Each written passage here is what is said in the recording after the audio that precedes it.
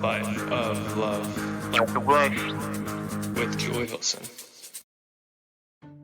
Dear God, Goddess, Source, Creator, thank you so much for bringing Katarina and I together in this container we've created to bring forth a message for the highest good. I open my heart and I ask that my guides, my angels, my higher self, and my Akashic team all collaborate to help us bring forth a message with clarity and intensity to reach the ears that need to hear and soften the hearts which wish to soften to this message. I also invite Katrina's team as they feel they want to collaborate. It's just an open time for this kind of extra dimensional and earthly collaboration. So I'm just honored. I'm honored to have Katrina share her story and her vision.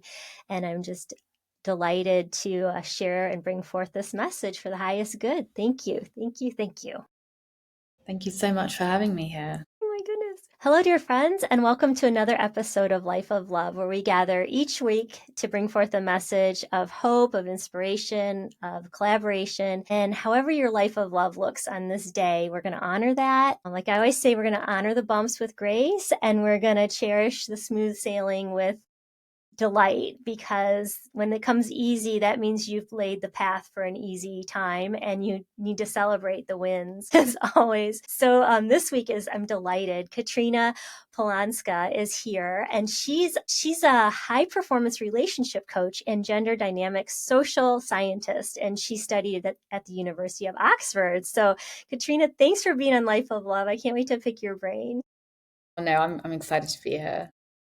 I have joined your YouTube channel, and I do want to shout out your, you have Successfully in Love podcast. So our messages are right in alignment. So that's always fun. Absolutely. Yeah. No, I have a podcast of my own. It's called the Successfully in Love podcast. And it's really all about what it means to be successful in love and in every other arena of your life, right? So my perspective is you can't really be successful in every other arena of your life until your love life is sorted, right? Like that really is the linchpin upon which everything else hangs. And that podcast is also available on YouTube. Yay. So you've really dug in, and I want to share your knowledge with my audience, because it's just so transforming when you can look at this. And I don't want to delay it anymore because I'm so excited to talk about it. The idea that your attachment style affects so much in your life, and when you have strong emotions, from what I understand from listening to some of your content, strong emotions tend to come from attachment styles and things that you were exposed to as a young child up to like the age of 9, I think you said 8 or 9, with your parents. And there's no judgment, but I would love to pick your brain as to the different styles of attachment, of bonding, because I know things probably have changed since I took Psychology 101 in 1997. Yeah, so what's the latest and greatest on attachments? And let's get into that. Yeah, absolutely. And it's funny how trendy attachment theory is right now, right? Like it's kind of nothing new. We've been talking about this in psychology for so long. I think what I really like about attachment theory, though, is that it kind of simplifies the complex, right? And I'm all about simplification and creating kind of containers and strategy and making the enigmatic and otherwise very complex and potentially quite scary and overwhelming, kind of that like Freudian mysterious, psychology stuff out there, into something that we can understand, get our head around, digest, and work with. And so I know for me, I've been, in the world of kind of doing therapy and reading about psychology and studying it for like 17, 18 years now. And I still struggled with my romantic relationships. Like no matter how much therapy I did, no matter how much meditating I did, no matter how much prayer, whatever I did, sorry about that. No worries. Whatever I did, it always felt so complex. It felt so kind of scary, right? And the relationship side of things was like this, I don't know, I just kind of figured it would always work out for me. But of course it wouldn't. And so when I was engaged to my ex-fiance, and at the time I was 20, 29, early 30s, and I had this like whole bedrock of knowledge behind me, and I still struggled in that engagement. I still couldn't get it right. I still ultimately kind of messed it up. and we ended up parting ways. It was really attachment theory that helped me kind of understand where I'd gone wrong in that relationship, and really just kind of simplified the complex into something that I could work with. And so once I really understood it, and I understood, what are my patterns? Where did I block myself? Where was I blocking intimacy and love, trust and connection? Where was I self-sabotaging? And then using work in kind of the subconscious mind, which is something else that I love to do, I managed to become securely attached. And it wasn't actually that hard. It just required a step-by-step process that I followed, that I kind of, pieced together myself. And I had 1 year of pure exploration where I was just trying to figure it all out and trying everything and trying all the modalities, kind of like Frankenstein year. But ultimately became securely attached, met my husband. And then ever since then, built a methodology that I call the Successful in Love method that really pulls in the best tools and techniques that I found over the years to help people become the best version of themselves in order to have the best relationship. So it's more than attachment theory, but attachment theory is kind of like a really big piece of it. Mm-hmm. And yeah, I kind of went off on a ramble there. Yeah, well, what sparked me was when that engagement failed. To me, it was clarity for you, but Yes. he wasn't the right guy, and Yeah. I want to honor your 27, however old you were at that time, that part of you that didn't know the answers, didn't have the clarity, but there was something to learn. But I don't want that Katrina to own and say it was a failure, Yeah. because it led to where you are now. And I just want to honor your path in that way, because it wasn't all you. No, of course He not. could have supported you some more. Like, yeah. And I love that you're empowered with it, but it wasn't Yeah. meant to be. No. It wasn't meant to be. We were fundamentally wrong for each other. And there is so much that happened that, I'm not going to go into publicly. Right. But it still kind of begged the question to me of, how did I end up in this situation?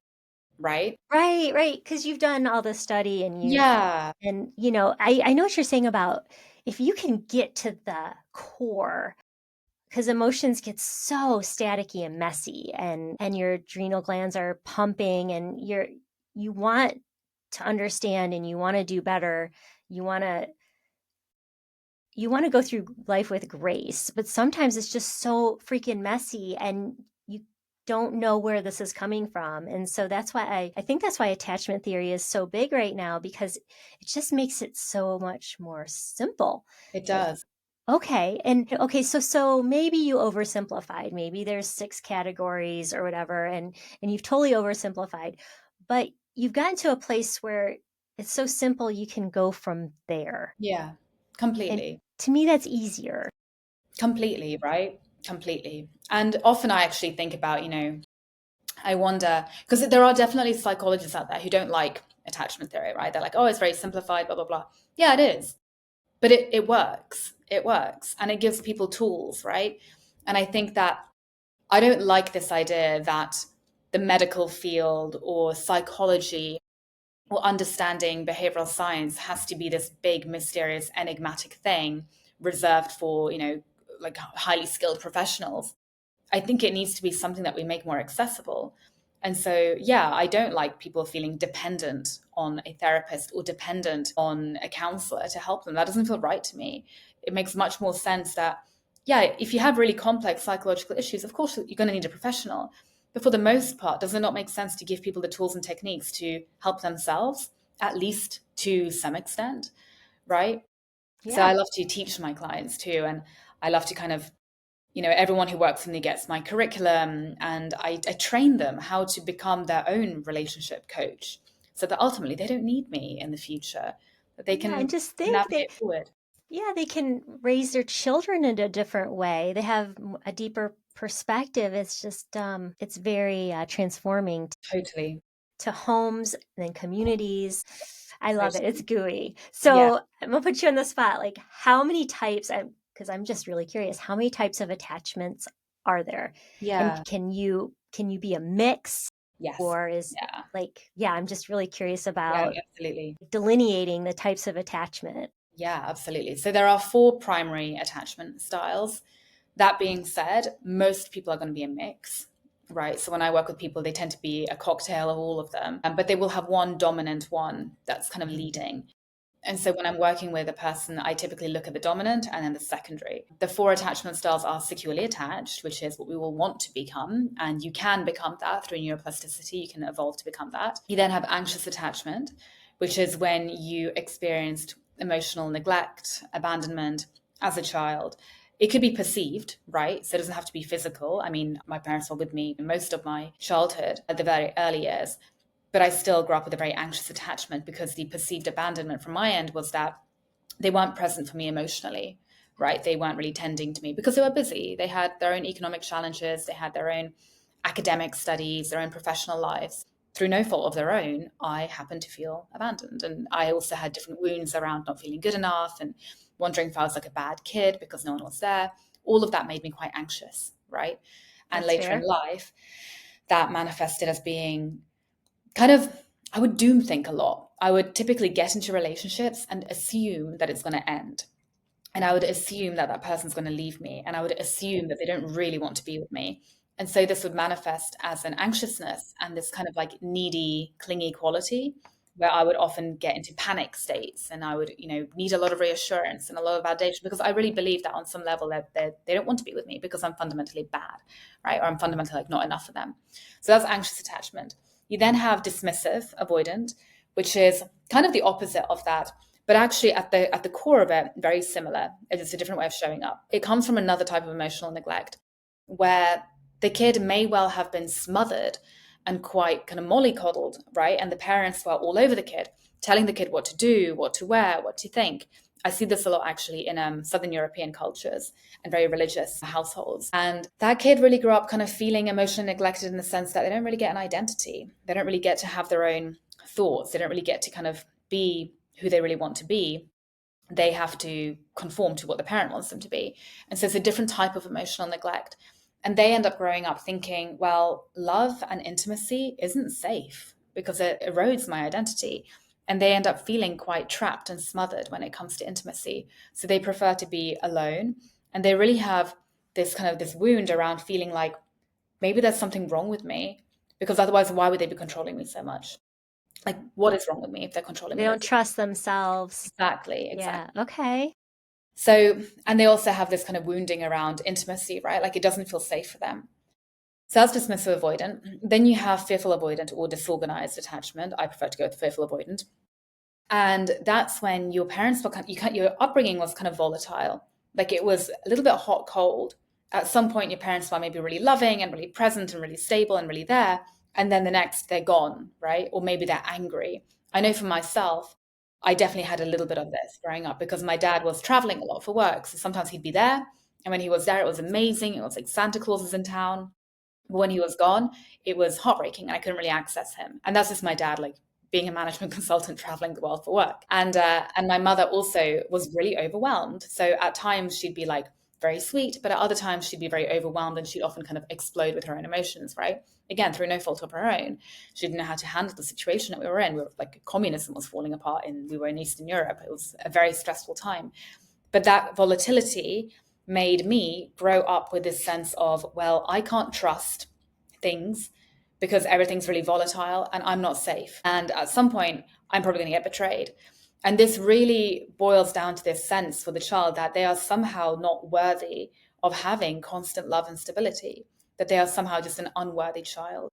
And so it shows up with this kind of like deep mistrust of love. Like on the one hand, they really want it, but then when it comes near, it's like, oh, I don't know if I'm safe here. So this kind of very hot, cold dynamic can show up later in life. A lot of movies actually are about fearful avoidance because they make good Hollywood material. Like you've got the guy chasing the girl. As soon as he gets her, he freaks out, cold feet, runs, leaves her at the altar. Classic fearful avoidance, love bombing. So they're the 4 main attachment styles. And you can be absolutely a blend of all of these. So I know for myself, I was primarily anxiously attached, but I had fearful avoidance as my secondary one. I know my husband, he was also anxiously attached, but he had dismissive avoidance as his secondary one, right? So they can show up in different ways. And the final thing I want to say is that you can change it. you can become securely attached over time. You just have to learn how to essentially recondition your brain, or rewire, as they say, kind of commercially. You have to just recondition yourself to become secure. And that means tending to all of the different components that make you insecure. And the lovely thing about attachment theory is we can kind of break down the components that make you insecurely attached and then isolate them, work on them. And before you know it, you can become secure. It just takes a bit of time and discipline to do it.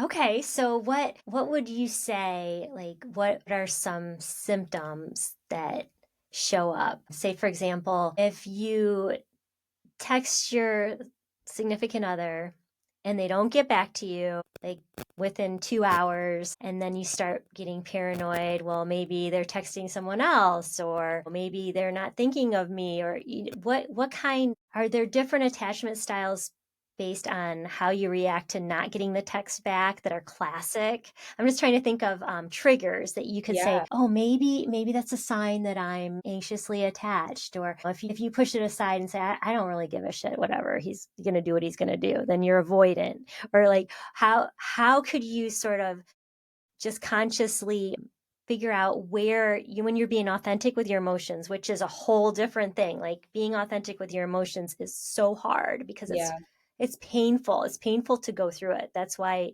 not a lot of people go there, because it's just like, oh, you're opening up this whole can of worms. But what would you say to somebody who really has trouble when their significant other that they want to have an exclusive relationship with doesn't respond to a text? Yeah, absolutely. Every attachment style will respond differently, right? And this is kind of where I think it gets really fun, because you get to kind of see the different reactions. And I think the main takeaway is that everything is subjective, right? I think one of my favorite things in psychology and relational science is that there is no objective reality. My reality is going to be very different to your reality. My reality is going to be very different to my husband's reality. And we're all going to see things really differently. And the really lovely thing about that means that you're kind of all right. You're all right, and you're all wrong at the same time. Everyone has their own take on it, and that's okay. Yeah. Absolutely. So it means that when there's like a conflict, or when you have an opinion or an expression or an emotion, you're valid. Like, your experience is valid, right? And that kind of removes any room for, disagreement. Not that it does in practice, right? In practice, obviously, it's much harder to live this way, because we all think that we're right.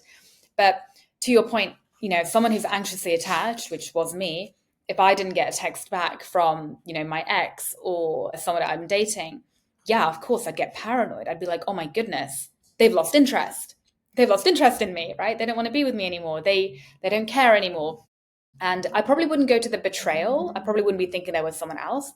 A fearful avoidant would, though, because remember, fearful avoidants tend to have wounds around being betrayed and not trusting things, because their childhood was so volatile that they couldn't trust it. And so a fearful avoidant might be thinking there was someone else, they're betraying me. I would never go to the betrayal, right? Which is how, I've experienced infidelity and was completely blind to it, because it would never dawn on me that someone would cheat. It just wouldn't part of my reality. But someone abandoning me, oh yeah, right? All the time I was like, oh, they're going to leave me. They don't want to be with me. Now, a dismissive avoidant, if they don't get a text back, they might either not notice because they're happy doing their own thing and they're just kind of, whatever, or they're enjoying their solitude. Like, they're probably actually pretty relieved not to have to message back and be involved in a conversation. They're probably doing their own thing. It's the same way, if someone's late, the anxious person might be thinking, oh my God, they're not going to show up. They don't want to be here. Maybe I said something. Maybe I upset them. Maybe they're standing me up. That was always my thing. And then I would go and manifest it, right? And they would actually stand me up. Fearful avoidant might be thinking, like, there was someone else, like they're betraying me, or they lied to me, like they were never going to come. A dismissive avoidant might be thinking, great, I've got more time to myself. I don't have to engage in this interaction. And a secure person would be thinking, interesting, they're late. I wonder what's going on. I hope they're okay. Probably the traffic, right? And equally, a secure person, if someone's not texting, would be like, they're probably in a meeting, or, maybe their battery died, whatever. Like, obviously, I haven't heard from them for a few days. I might be thinking, like, oh, something's probably up, but they're not going to make it about them, right? They're not going to make it personal. It's going to be more of a, like, maybe they lost their phone, or I hope that they're safe. I hope that they're okay. But you wouldn't be jumping to catastrophic conclusions, and you wouldn't be making it personal. I think that's kind of the main thing, right? That securely attached people don't make it personal. And I see this all the time with my clients. It's something I've had to kind of learn to get my head around, right? Which is that I'm now very much securely attached, thank goodness. I mean, I worked hard at it, but I feel very, very secure, as is my husband, as is our marriage. But when it comes to my clients, I have to remember that actually they're still very insecurely attached. And so some of their kind of client behaviors are like baffling to me. I don't really understand them, right? Because I'm like, oh, I'm not in that world anymore. Like I had So a you have to client. ask the questions like, Yeah, what did you think? Can you tell me more to get absolutely. into their reality? Oh, it's so It fascinating. is so fascinating, right? Like I took Thursday and Friday off last week because I worked 10 days straight. I didn't take a weekend before. So did 10 days, 10-hour days. And so I was like, I'm taking a long weekend. I'm going to take a break. Took that long weekend. I come back and one of my very anxiously attached clients, he's freaking out. He's like, you've left me. You don't want to work with me anymore. Like, what have I done? And I'm like, I just took 2 days off. Like, we're in separate countries. Like, you're in the UK, I'm here, I'm in Canada. It's just so interesting how people can have such different responses. Yeah. Yeah. And so do you find that when you're working with somebody and they're changing their attachment style, are they able to tell their loved one, say, hey, I'm working through my anxious attachment and, can you help me? Is it something, does it become a talking point for that person? Or is it something they work on privately? And then I'm just curious how the process goes. Yeah. Great question. So when I'm doing work with people who are in relationship, I tend to start with people individually. And I always start with people individually. And often I just work with one individual at a time. I often actually don't even do couples work though. The reason I've got a hard stop is I've got a couple coming over here and I'm going to do couples work. But when I'm working with someone individually, it really depends on the state of their relationship, whether they're going to tell their partner that they're working with me. Often I find that the dismissive avoidance, because their partner tends to be anxious, often we attract our opposite, right? The anxious partner's been going bananas the whole time and been really frustrated with the dismissive avoidant. They're frustrated that this person's quite cold and never present and not really investing to the relationship, that they need a lot of alone time. So actually, when the dismissive avoidant starts to work with me, they will tell their partner because they're kind of like, look, I'm doing this thing. I'm like working on myself. I'm investing to the relationship. Like, look, I'm trying. So they Yeah, will, it's beautiful. right? It's absolutely. The anxiously attached often won't say anything to their partner because they're worried that if they tell their partner that they're doing work on the relationship, the partner will see it as like more pressure, right? They're like, oh, you're putting more attention on us, you're putting more pressure. There's more anxiety coming to the table. So it really depends on the person. I think it doesn't really matter whether you tell your partner or not. What will happen, though, in my experience, is that let's say we work together for 5 sessions and you are becoming more secure. You have more vocabulary of your behavior patterns. You understand where you might be self-sabotaging, going wrong. You understand how you need to heal and be more secure. You're going to start doing that. And as you start showing up differently in the relationship, your partner's going to feel it, right? Your partner's going to see it and feel it and be like, what's wrong with you? Why are you being weird? Why are you being different, right? And that's when often the conversation comes very organically of like, oh yeah, you're feeling a change? Well, this is what I've been doing. And then it's really welcomed, right? Then the partner's like, oh, cool. Yeah, I like this new version of you. This is really interesting. This is really lovely. And often at that point, there comes this very organic moment where the partner's like, I'd be interested in learning about this too. Can you tell me more? Right. And then I might work with a partner, or we might do couples work together. Or sometimes they're just like, cool, I'm doing my own thing, but they start working on themselves. So I guess my point with this is that it really takes one person to transform the entire relationship. You don't need to do couples work. You don't need to drag your partner to do couples work because often that can be very, very uncomfortable, right? And I imagine there's such clarity once you can be secure in your attachment and be like, well, maybe I'm just asking too much, or Yeah, this person can never meet me there, or I've had this beautiful person and I've just been putting layers on everything that he or she does, and I'm going to stop doing that because I'm switching timelines. I'm on this new timeline. I'm not attached to my old attachment style. yeah, I'm showing up in absolutely. my new reality because it is Absolutely. a new reality. Absolutely. It's completely a new reality. It's a whole new relationship that you're building, which again, I think is a really exciting thing, right? I love the fact, I know for me, like the biggest qualm that I had with couples work was, when I was in previous relationships, and they weren't working very well. And I'm very anxiously attached. And I'm like, I'm leaning in. I want to fix it. I want to make things better. And I'm online and I'm looking for programs and I'm looking for people to help me. And everything's like couples work, couples work, couples work, couples work. And I'm thinking my partner's never going to go to this stuff. I might bring it up and they see it as me nagging them or a criticism, right? And I never really got my partner to go. And so in the end, I was like, why can't there be something geared at me, the individual who wants to transform, who wants to be better, that pertains to the relationship? And so I ended up doing all these couples programs on my own, and it's frustrating because I want my partner to do this. It's all geared at couple stuff. So when I created my program, what I was really adamant about doing was I wanted to create something that the individual who wants to be better gets to do on their own without having to involve their partner. Because truly, everything shows that you can do the work solo for the most part, to transform the relationship. Because when you're different, you're going to be different in the relationship, and then the relationship's going to be different. And your partner's going to respond differently, right? So it's much more empowering that way, I find. And then you don't have to deal with your ego as much. You can just be completely raw and honest. And, it's humbling, right? Like deciding if you want to be right or happy.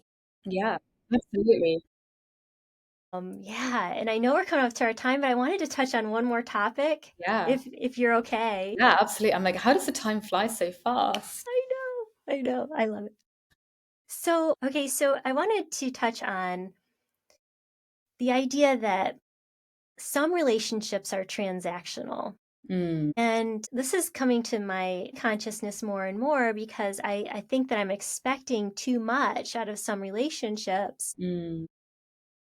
And how do you help your clients define what type of relationship it is?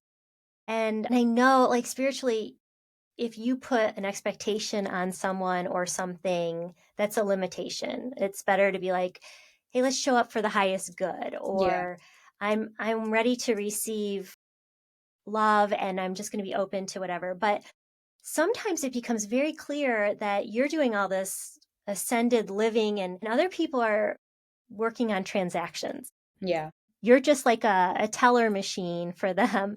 And how do you coach your clients to, like, well, number one, recognize that that's a dynamic that's, and I think it's more like, to me, it's more like in family dynamics. And I know that everyone's coming from a different point, but how do you deal with somebody who, it's very clear when you meditate, when you get quiet and you're not using your ego, that it's transactional, and that's okay. But how do you still show up in love and light, knowing that that person that's where they are? Yeah. So a few things come to mind.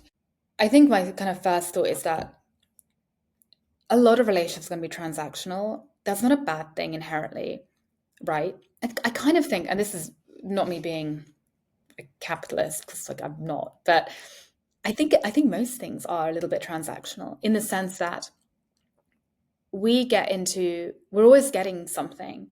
And even if what you're getting from that relationship is the like pleasure and the artistic like joy of the experience of living this life with another being, which is a very evolved type of transaction, right? But it's not even really transactional in the traditional sense. It's kind of like this, like in David Data's terms, it's like kind of like a third stage relationship where you're with someone because you just love them and who they are, and there's a curiosity. Like if I think about me and my husband, I don't need him. Like I say that in the most loving way, but I don't need him. Like I don't need him financially.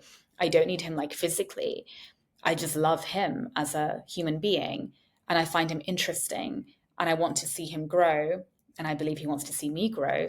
And there's this kind of like deeper evolution of I'm getting pleasure and fulfillment from this dynamic, from this relationship. And that's what I'm getting out of it. I'm getting like love and like richness, right? This like joy of being with him.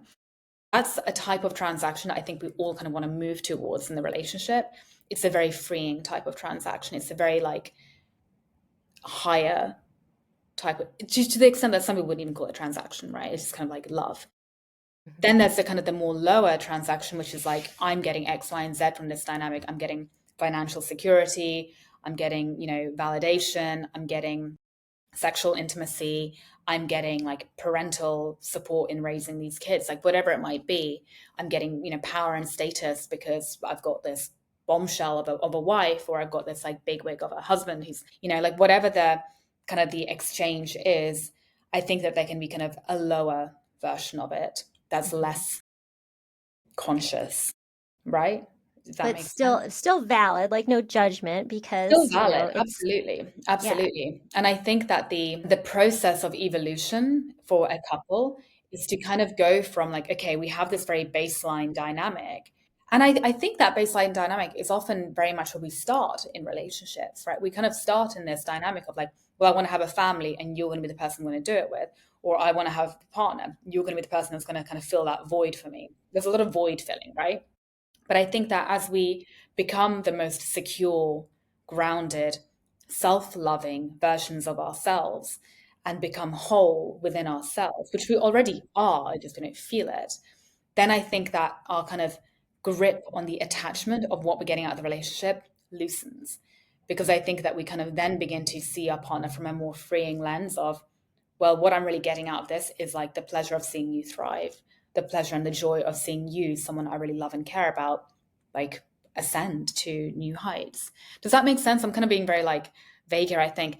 I think it's okay to be at that transactional stage. There's nothing wrong with it. The question is, are you going to stay there, or are you looking to evolve to a place where it's more than just that transaction, and the transaction has a kind of a bigger and more conscious feel to it? Does that make sense? It's less about like Yes. what I'm getting, it's more about like, what am I? It's still like what I'm getting, but there's a difference, right? There's a difference to feeling that I'm getting this like just joy from seeing this human being live and evolve, as opposed to I'm getting like finances and Yeah, someone it to, seems what you're describing is more like soul nourishment. yeah, It's feeding your higher self, your values and your joy. yeah, It's just like a different, like you said, it's an elevated level and no absolutely. judgment. But I love that we put that in the space and, challenge accepted and I put it out there to anyone who wants to elevate their relationships Yeah, to that kind. And I think the first part is just identifying like maybe I'm the one who's being transactional and I want to catch myself and elevate my love to that, my relationships. yeah. And I think I'll add one more thing to that, just in terms of the transactionality. I think if you catch yourself being transactional to the sense, in the sense of like you're keeping score, Yeah. right? Of like, well, they did this and I did that. It's okay to be in that like here and there. But if you're going to stay in that space, that becomes a red flag. Because there's a lot of science to show that when we start to go into that very transactional space of, well, he gave me this, so I'm going to give him that. And it becomes very like tit for tat. That's when relationships start to die, right? Because you're taking all of that kind of higher consciousness and that soul nourishment out of it. It goes from being, and I don't believe that adult love should ever be unconditional, truly, right? But it kind of leans away from that unconditionality and goes more to that, well, I'm only going to do this if you do that for me. And that's a very scarcity mindset to be within in your relationship, right? It doesn't work. Right. It doesn't Right. work. It's competition basically. That's Totally. Yeah. it's and like you said, it's against the universal law of abundance. And when Yes. you go against Precisely. universal law, you aren't going in the flow. You're going in deficit. So we have free will and choice to say, I want to believe that I don't need to compete to be worthy, that I'm valid as my divinity, Absolutely. myself. Absolutely. Thank you so much for this insight. And I'm excited for you and the lives you're changing. And I'm really honored to share your work. So thank you for your time today. Well, thank you so much for having me.